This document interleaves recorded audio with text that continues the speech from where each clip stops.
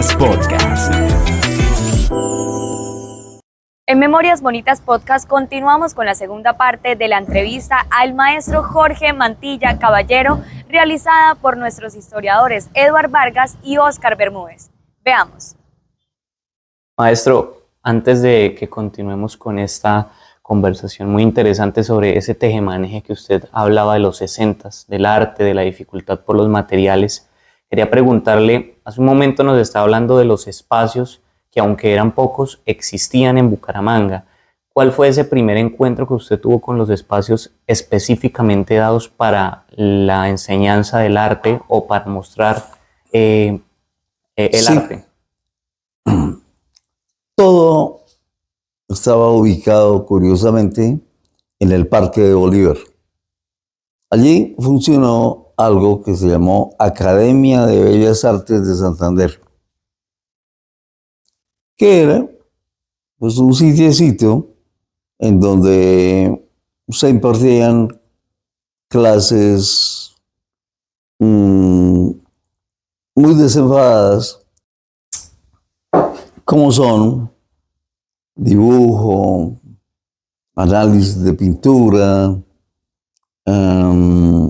tallas de madera y mucha decoración. El barullo, el batiburrillo de gente que entraba allí fueron como primera medida monjas. Le seguían chicas bien, chicas no tan bien, y ahí estaba más o menos el panorama de lo que ofrecía la academia. Estaba regido por profesores muy medianos, pero que al no haber más en el medio, se aceptaban como lo más granado y lo más excelso.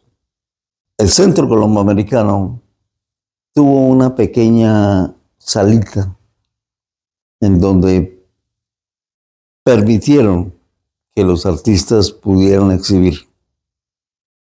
Y ese fue el primer atisbo de sala que yo vi y donde se pudo hacer alguna cosa. ¿Usted tuvo participación en este espacio, Sí, maestro? Sí, claro. En los primeros años de su creación artística, en ese devenir del artista que estamos viendo, ¿cuál fue su primer contacto con este centro de exposición, de muestra de arte? El Centro Colomboamericano, como primera medida, traía cosas del Instituto Pratt, traía cosas gráficas de otros institutos de los Estados Unidos y mucha gráfica que tenía que ver con el pop art y otras tendencias, también abstracciones. Y allí solicité que se me dejara exhibir. Yo participé con un ensamble pequeño de cosas que titulé Instrumento para toque de queda. ¿En qué año fue, maestro? En 1969, más o menos. El instrumento para toque de queda era una caja en la que salía un pedazo de guitarra rota, algunos afiches, algunos pósters, algunas cosas, y formaban un amasijo de ideas que les pareció curioso a las directivas de ese momento dejarlas exhibir. Y allí empecé a ver cómo los públicos empezaban a opinar también. ¿Y qué era eso? ¿Por qué era eso? diantres, se volvió loca la cultura. Venían señores, todavía se usaba la corbata y el saco para ir a ver esas cosas. Y todo el mundo miraba, pero nadie preguntaba. Ante la no pregunta salió lo que empezamos a hacer en ese entonces: producir y producir y producir arte para mostrar. Maestro, con toda esta cantidad de historias y de memorias bonitas, precisamente el nombre de nuestro podcast, pues definitivamente usted es un ejemplo de cómo, a pesar de tanta adversidad que puede ser silenciosa en una ciudad, se sale adelante con una idea y con un pensamiento artístico propio y con una idea que puede ser para muchos sui generis sobre cómo hacer el arte y cómo ver la ciudad. Por eso, a continuación, vamos a continuar, maestro, con una serie de preguntas más temáticas y las va a desarrollar Oscar Bermúdez, que también pues, es artista y tiene mucha idea sobre influencias y estilos artísticos.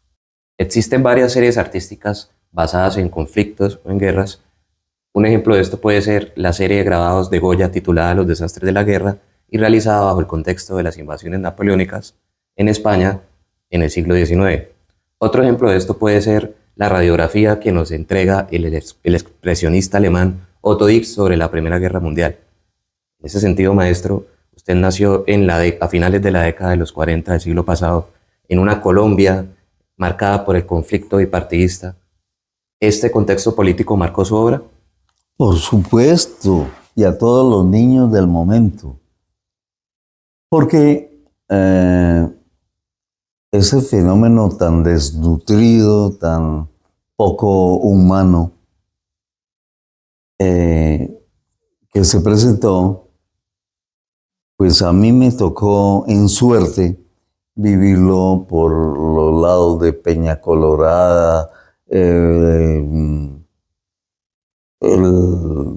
incluso Málaga, El Cerrito, Concepción, Websa, todos esos sitios, porque mi papá era comprador de tabaco de la compañía colombiana del mismo de tabaco. Y al hacer esos recorridos, captando tabaco y llevando dinero para comprarlo. Por consiguiente me llevó a todos estos sitios y vi toda clase de vejámenes. Pero siendo tan niño, el impacto que uno sufre es como, de un vietnamita de esa época, suelto gritando algo ininteligible en la Alemania del siglo XXI.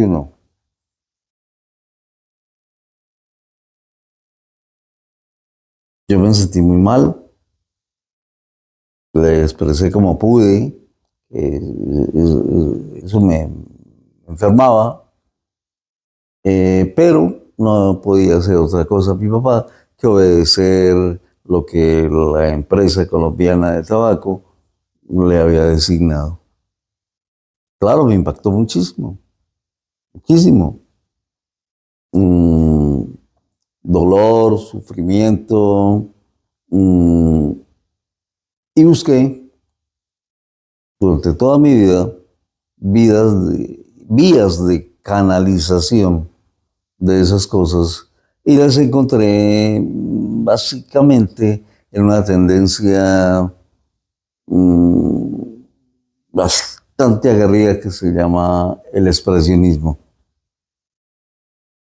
Con el expresionismo, tanto figurativo como a veces abstracto, en ese amasijo de ideas, ya pude expresar mis primeras ideas. Perfecto. El escritor francés André Malraux decía que cada pintor maneja un secreto propio mediante el cual expresa su genio. Ese secreto yo lo traduzco en una forma de alquimia que da origen a la técnica de cada artista. Por lo menos, hay ejemplos como el pintor venezolano Armando Rederón, quien se dice que utilizaba tierra, musgos, óxidos de hierro para crear sus pigmentos, o el pintor mexicano Dr. Atle, con sus Atle Colors, que desarrollaba a partir de resinas y ceras que él mismo reunía. En ese sentido, maestro, ¿cuáles son sus técnicas, sus materiales y sus elementos propios? Yo no tuve que ir tan feralmente a buscar estos ingredientes. Lógicamente tuve la virtud de hacerme en un siglo y en un ciclo en el que ya vendían colores y insumos y acelerantes y telas, en fin, los primeros elementos básicos para hacer un trabajo. Conocer a la madera, cómo se puede usar, conocer qué es un marco, cómo se puede excluir de una tela. Todas esas cosas fueron muy importantes.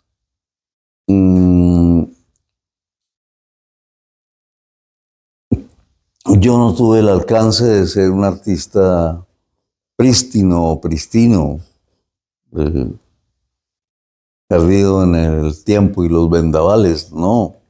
Yo estuve siempre focalizado dentro de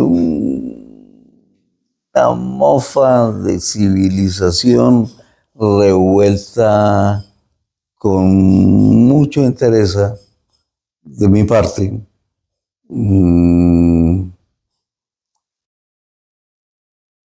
De no cejar nunca en el empeño de averiguar para qué me servían los elementos, cómo usarlos y hasta dónde podía llevarlos. Entonces yo comencé con óleos, trabajé mucho tiempo con óleos y luego periódicamente fui mezclando óleos con acrílicos, acrílicos con pinturas caseínas, pinturas industriales, lacas. Y ante esa amalgama de posibilidades ya fui creando un estudio más completo de lo que requiere un artista que quiere investigar. Mi propósito siempre fue investigar. Perfecto, maestro. Se sabe de muchos artistas cuya vida estaba marcada por rituales específicos. Por ejemplo, el famoso compositor francés Eric Satie solo comía alimentos blancos como coco, huevo, leche y vestía siempre trajes de color y de forma idéntica. Otros rituales son por lo menos los de Armando Rederón, quien se dice que esperaba la misma posición de la luna en la que inició una obra para poder terminarla, o que pintaba descalzo para poder sentir el contacto con la tierra. ¿Cuáles son esos rituales y esas rutinas que usted tiene, maestro? Pues todo cambia en símbolos y conceptos. Yo tengo un gran ritual. Si no te levantas y pintas, no vas a encontrar ese día nada, ni sobre tu mesa, ni sobre la mesa de los que dependen de ti, no vas a poder experimentar nada. Entonces tengo que levantarme todos los días a las 5. Ese es un ritual. ¿Qué hago a las 5? Acudo al estudio y comienzo a trabajar en formatos que ya tengo con ciertas medidas estereotipadas.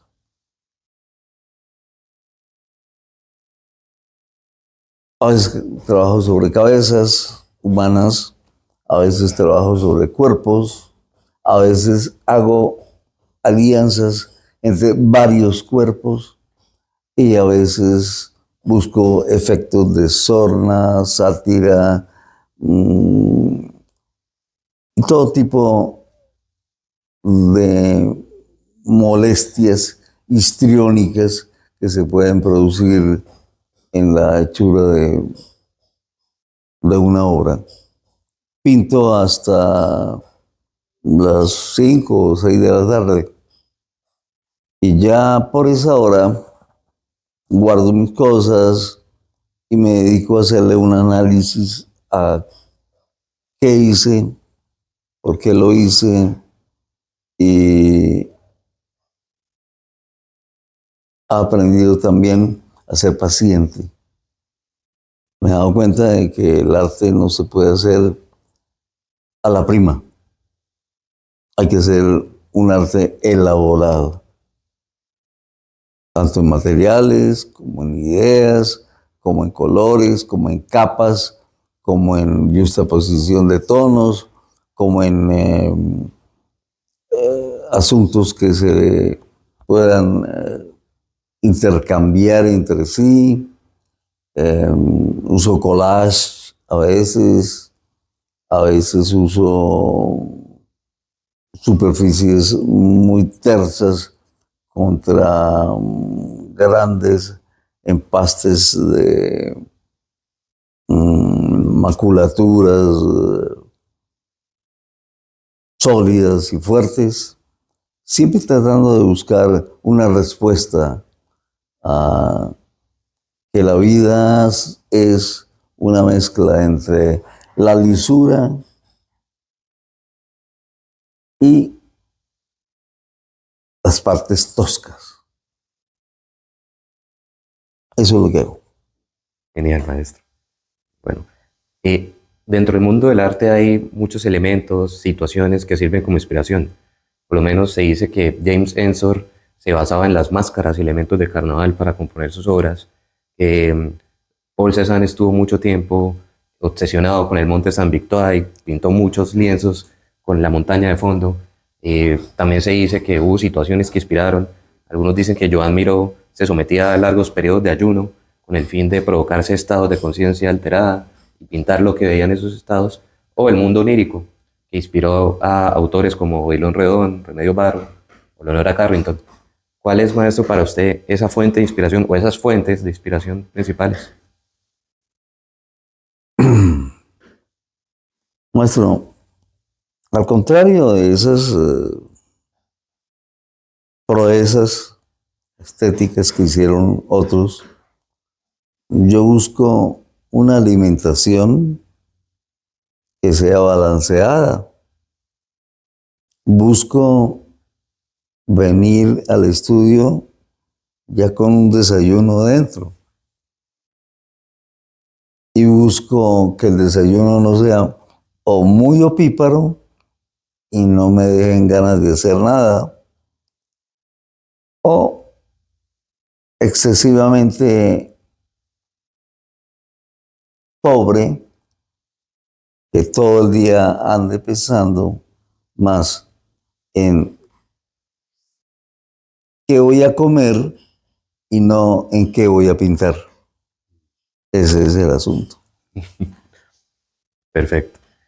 Maestro, dentro del acervo documental del archivo de la alcaldía, hay algunos documentos que hablan sobre homenajes que se le realizaron a su obra. ¿Usted recuerda, qué recuerda sobre ellos? Uy, muchos. Mi hoja de vida está llena de honrosas menciones y medallas, títulos de por aquí, de por allá, por un lado, por otro, que se hicieron desde 1970 en adelante. Con este conjunto maravilloso de historias que nos ha podido compartir el día de hoy, maestro. Estamos muy felices por que usted nos haya invitado, sobre todo a esta parte tan importante de su casa y sobre todo de su corazón, creo yo, como es su taller. Por eso por parte de Óscar Bermúdez, que es nuestro gran artista y guionista. Le tenemos un pequeño obsequio, esperemos le guste mucho, y que, bueno, hace parte también de esa cosmovisión y esa forma de hacer arte de Óscar. Muchísimas gracias. Es curioso.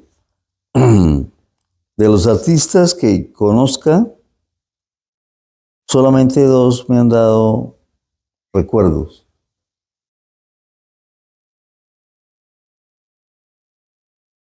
Uno que tengo allí y otro que es el maestro.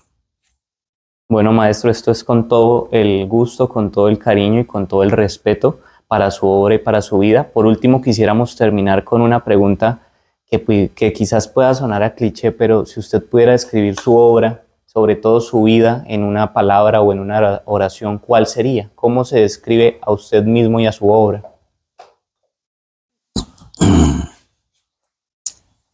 Mi vida es un compendio de ideas psicopatológicas, envueltas en un clima de misterio, asociaciones de lo que no conozco, revueltas con lo que conozco,